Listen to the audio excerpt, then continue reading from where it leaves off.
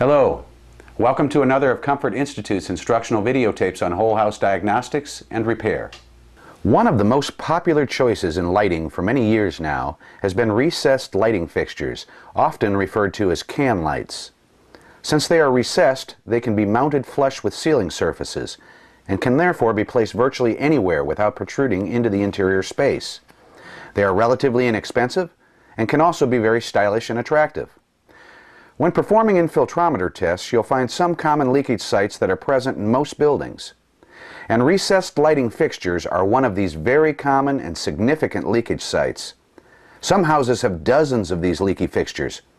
Working with one of our members, Ken Summers with Comfort Institute, tested a house in Seattle that had over 400 leaky can lights that were making the owners miserable. On this tape, you will learn about 1. The comfort, dust, indoor air quality, building durability, and utility bill problems caused by air leakage through recessed light fixtures. 2. You will learn the most effective ways to demonstrate recessed light air leakage to your customers. 3. You will learn the 3 different classes of recessed light fixtures and how to distinguish between them. And 4. We'll review the various ways to air seal recessed lights. The detailed step-by-step repair techniques are covered on other videos in this series.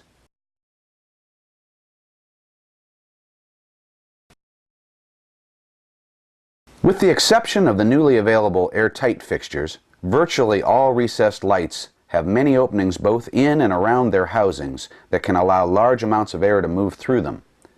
Depending on the driving forces involved, these leaky light fixtures can either let interior conditioned air leak up and out, or they can let unconditioned attic air leak down and in.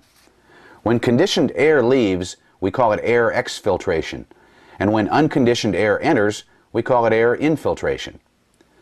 Conditioned air typically leaks upward due to warm air rising in the winter, known as stack effect, or if there's a mechanically induced positive pressure in the room below the light. Positive pressure can be caused by closing doors in bedrooms with no returns and return duct leakage from outside. Conditioned air can also get sucked up and out of the house by powered attic ventilators. Unconditioned air typically leaks downwards if there is a negative pressure in the living space.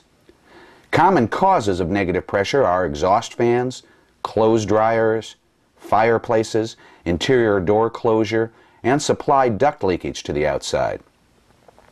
Air leaks in recessed lights can decrease comfort. In the winter, air infiltration down through the lights can cause localized cold drafts. Exfiltration up the lights can contribute to cold drafts elsewhere, as an equal amount of cold air gets drawn in to replace the air going out through the light. Whether air is going up or coming down, heating and cooling costs increase. In either case, an air infiltration load is created that has to be heated and humidified in the winter and cooled and dehumidified in the summer. Air exfiltration through recessed lights can cause concealed moisture damage to the roof structure, especially in northern homes. In the winter, the warm, buoyant air rising due to the stack effect leaks up into the attic or other building cavities and carries water vapor with it. When that warm, moist air comes in contact with cold roof sheathing or rafters, the vapor condenses and can lead to rotting of the structure. The green stains you see here are mold on the roof sheathing directly above recessed lights in a cathedral ceiling. The rafter bays that are stained have lights in them. The one that isn't stained doesn't. The roof deterioration here is over a bathroom that had a recessed light and other ceiling leaks. The mold that eats away at the roof can also get into the living space through the same recessed light that caused the problem in the first place. Remember, air can move in different directions through the recessed light leaks depending upon the driving forces occurring at a given point in time. Warm air getting into attics through recessed lights also contributes to ice dams, which can also cause water damage. When attic air is drawn down through these light fixtures, it often brings in unwanted particulates. Attic air always contains insulation fibers and outdoor dust and often contains mold spores. Here we can readily see the yellow attic insulation fibers that are up against the recessed light can. These can easily find their way into the house below, sometimes simply drifting down by the force of gravity. We find that for many homeowners, the #1 reason they want their lights sealed is to reduce unsightly, visible dust on their furniture. The next is usually to stop breathing the unhealthy air from their attic. Discomfort, utility costs, moisture damage, unsightly visible dust, and concerns about indoor air quality. These are all good reasons to make recessed light air sealing a high priority.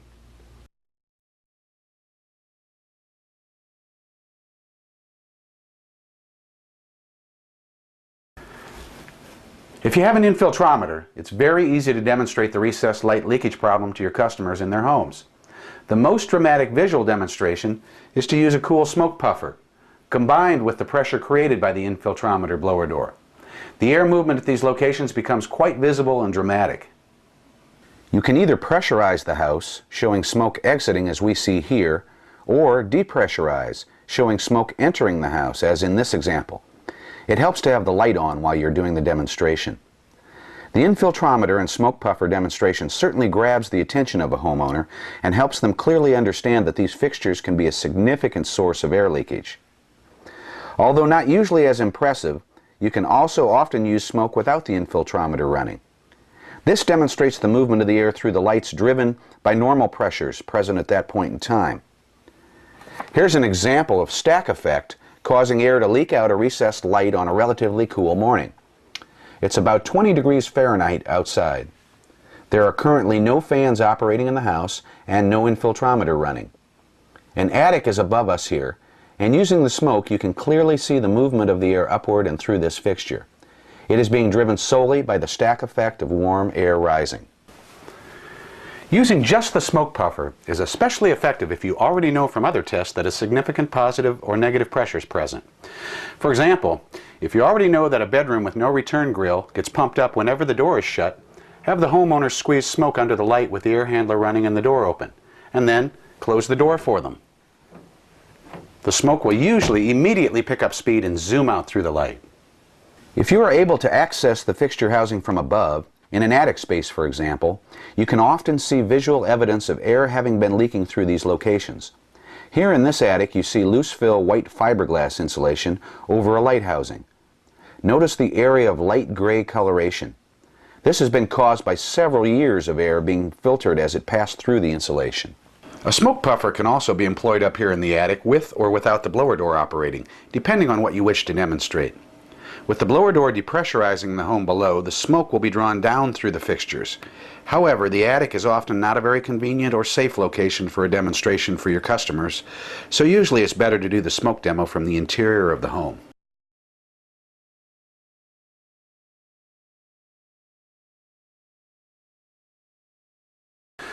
In order to understand the correct way to deal with a particular recessed light fixture, you have to first know which type it is. There are three basic designations for recessed light fixtures. It's sometimes hard to tell the difference between one and another in the field.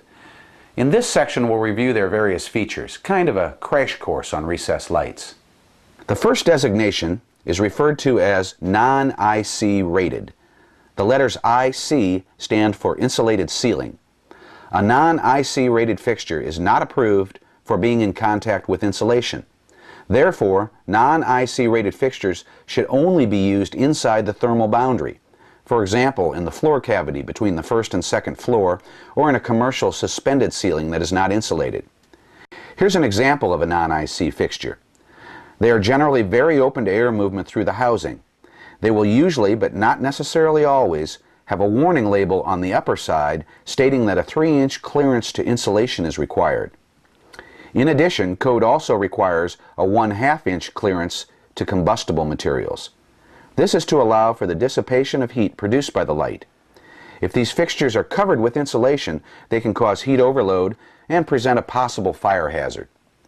So if these fixtures are inappropriately installed between conditioned and unconditioned areas, there's not only air leakage, but also an insulation void at every light location.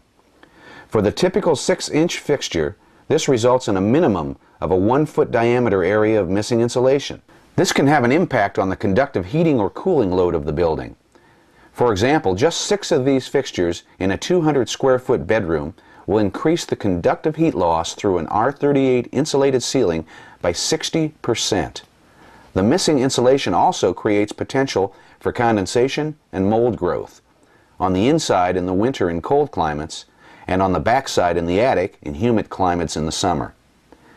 Unfortunately, because they cost a few dollars less, we often see non-IC fixtures used where they shouldn't be, at the attic thermal boundary. These fixtures should either be replaced with airtight insulation contact fixtures or perhaps be covered with a large airtight non-combustible box, as we'll see later.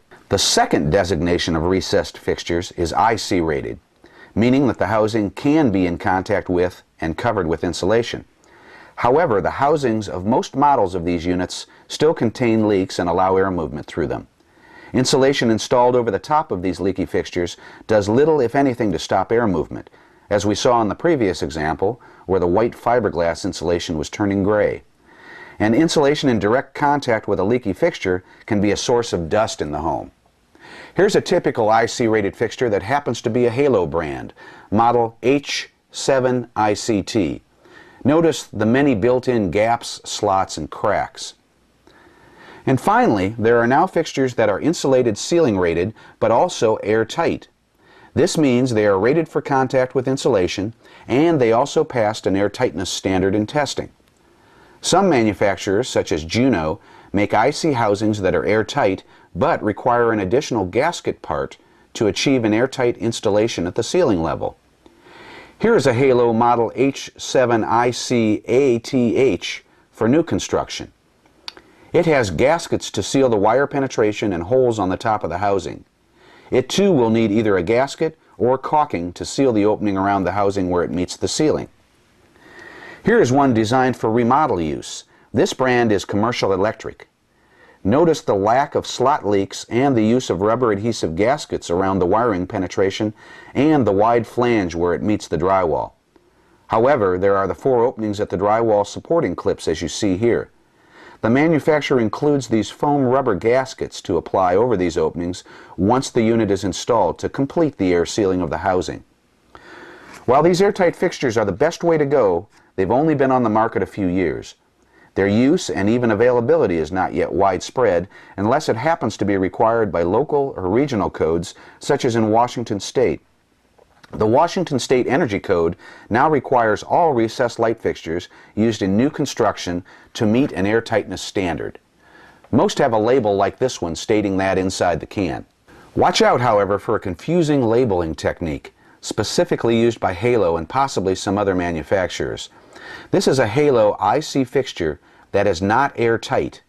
At first glance, the label inside implies that it is airtight, but in fact, what they are saying is that if you use one of their specified airtight trim rings or reflectors, it converts it into an airtight fixture. If you just use a regular trim ring, it will still leak like crazy. We'll discuss airtight trim rings in more detail in a few minutes. If you run across these IC-rated airtight fixtures when testing existing homes, they usually test pretty airtight and don't require any further attention, provided they were installed correctly.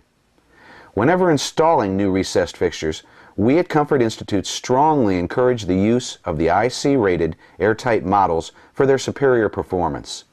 If you work with new home builders, make sure they understand this. In addition to understanding the 3 broad types of recessed light fixtures, you need to know there are 2 ways to mount them. Those intended for new construction, like this one, are typically supplied with mounting brackets that span the gap between the joists. Those intended for remodeling or retrofit applications, like this one, may not come with the brackets and instead have built-in spring metal drywall clamps like you see here. This allows you to cut a hole in the existing ceiling and attach the new fixture to the drywall from underneath, or to replace a light through an existing hole. Some manufacturers supply both types of mounting systems with each fixture. The next aspect of recessed lighting you need to understand is trim rings. The trim ring is attached to the fixture housing in order to give a finished appearance and to help direct the light source. Trim rings are often sold separately from the rough-in fixture. There's quite a wide range of trim ring options, and in fact some of the fancier designer ones cost many times more than the electrical can fixture itself. They will also have recommended lamp types and maximum wattages when used in a given fixture housing. Most trim rings are simply that, open rings like this one that are just there to hide the rough opening in the drywall. Others, like this one, have an open-topped cone element called a baffle that extends up into the fixture to further improve the appearance. However, some newer trim rings, like this one from Juno, are actually airtight gasketed cones. Many manufacturers refer to this type of trim as a reflector. They air seal the housing completely when they are installed, thereby converting the fixture they are attached to into an airtight fixture. When these can be used, they are the simplest way to seal an existing fixture. In addition to the airtight baffle type, there are airtight shower trim rings for use in bathrooms that have a gasketed screw-in glass element that stops air at the ceiling level, not allowing it to even come in contact with the light bulb. Finally, we need to discuss heat buildup. This is always a concern with recessed lights. Since the early 1980s, the National Electric Code has required the manufacturer to install thermal protection on all recessed lights. This typically consists of a temperature-sensitive snap switch that will cause the light to flicker or shut off completely if a bulb of too high a wattage is used. This helps avoid fire hazards in these fixtures. One particular issue is protecting the wiring in the fixture. Some wiring is only rated up to a certain temperature, and if it is exposed to higher temperatures, the wiring may deteriorate. Whenever applying a trim ring to a light housing, the manufacturer's trim and lamping guidelines should be followed. These will list the types of trims compatible with a particular light fixture and the allowable types and wattages of bulbs that can be used. The National Electric Code requires that the manufacturer include this information inside the can, where it will be visible during replacement of the bulb. The incandescent lamps or bulbs you will see recommended by manufacturers are of three basic types. The A type is the standard light bulb, like you see here. It projects light and heat in all directions and is quite inefficient, especially when used in recessed light fixtures.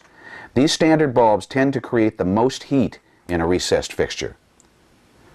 R-type lamps, like this one, are available in either spot or flood distributions, meaning either a tight or a wide beam. These lamps have a built-in reflector that provides tighter beam control, so more of the light and heat are projected out of the fixture.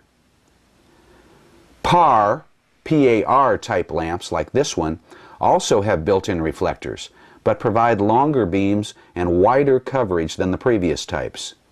Both R and PAR type lamps put more light into the room and less heat into the fixture than standard bulbs. A relatively new type of lamp, usually not included on the sticker inside the recessed fixtures, is the CFL, or compact fluorescent. These have several advantages over incandescent lamps. They use a fraction of the electricity because they are far more energy efficient, converting more energy into light and less into heat. Therefore, a 25-watt CFL will give off light equivalent to a 90-watt incandescent type A bulb.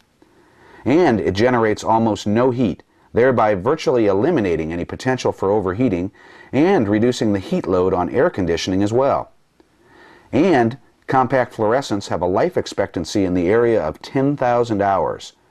This means replacing bulbs less than 1/8 as often as with incandescent bulbs. We'll go into more detail on compact fluorescents on the 5th video in this series.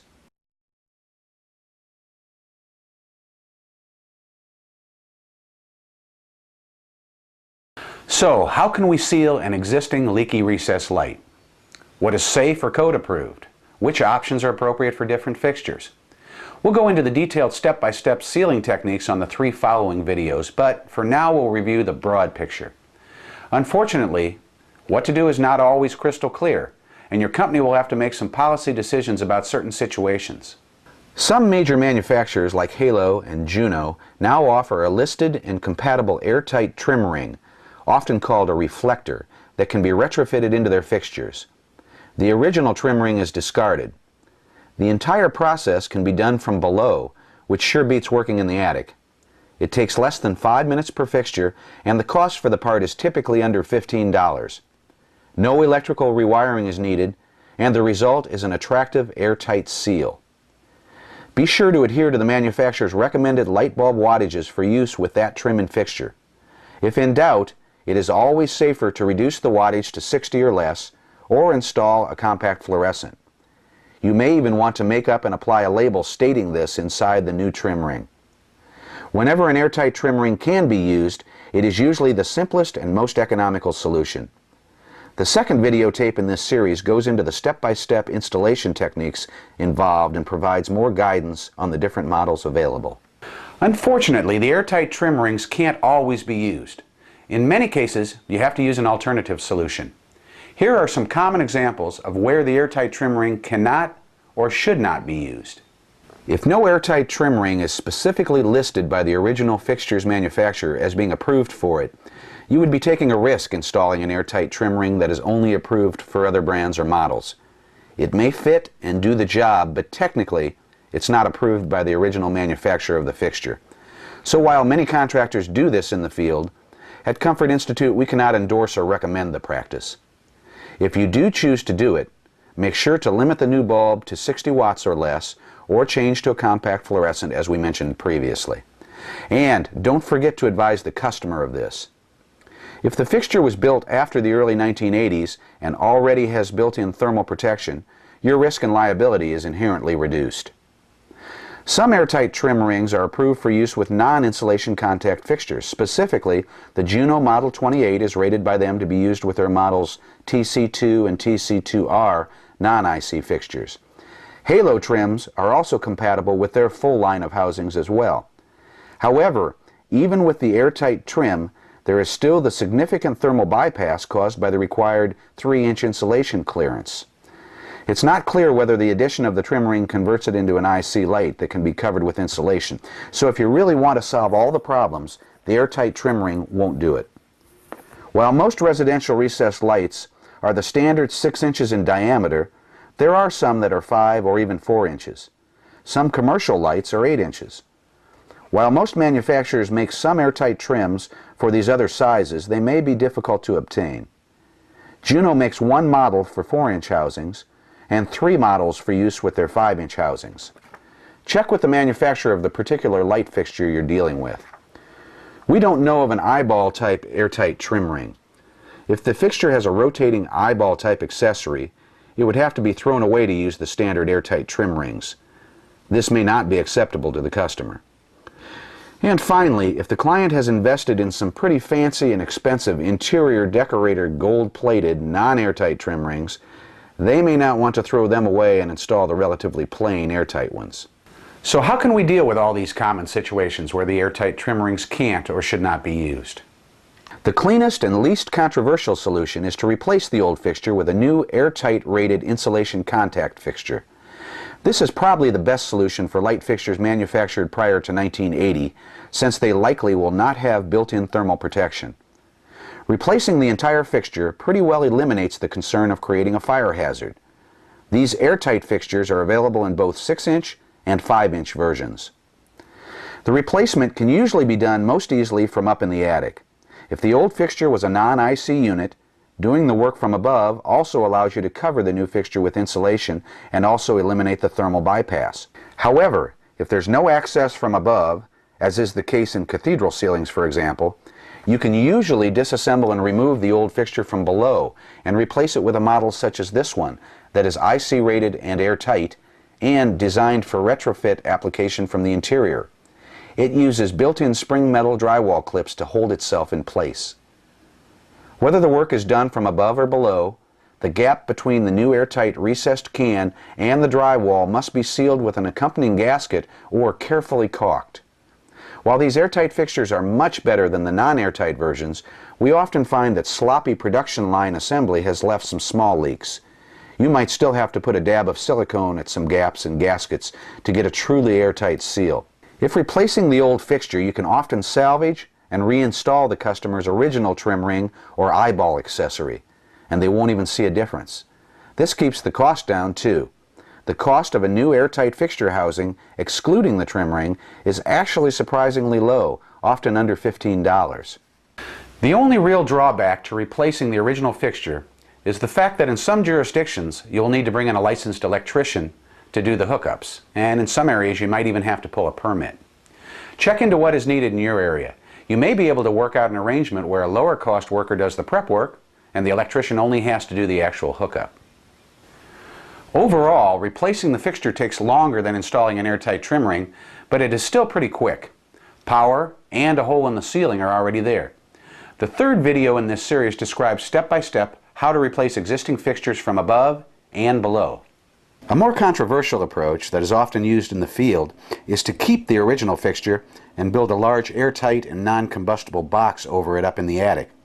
This has to be done very carefully to avoid creating heat buildup or dust problems. It is more controversial as there are many ways that local officials interpret the code. Building a box can actually take longer to do than replacing the fixture, but it avoids bringing in an electrician, and it does work. We'll also show you how to do this measure on the fourth video in this series. Finally, we are often asked if it's okay to just seal the leaks in the original recessed fixtures using silicone caulk, foil tape, or other gasket material. While some house doctor contractors have successfully sealed cans in the field over the years, this is probably the most controversial option due to concerns over heat buildup. Some code officials will state that doing anything to modify an original listed fixture in the field voids its listing. The original fixture manufacturer might state that it voids any manufacturer warranty. That may, however, not be an issue if the fixture is over a few years old and out of warranty anyway. However, at least one manufacturer, Lithonia Lighting, makes a retrofit gasket kit that they say is approved for use on all Advantage brand 6-inch recessed lights.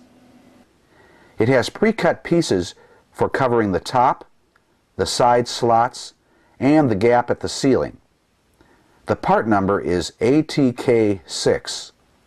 So there is some precedent and approval at the manufacturer level for sealing an existing fixture in the field. Nonetheless, at Comfort Institute, we can't endorse this practice, especially since less controversial options are available. If you choose to use this approach, you should limit doing it only to fixtures that you know have built-in thermal protection. And, as we've recommended before, ensure the light bulb is 60 watts or less, or change to a compact fluorescent. Make certain that a new label is applied that states this, and that the homeowner has been advised of the importance of this.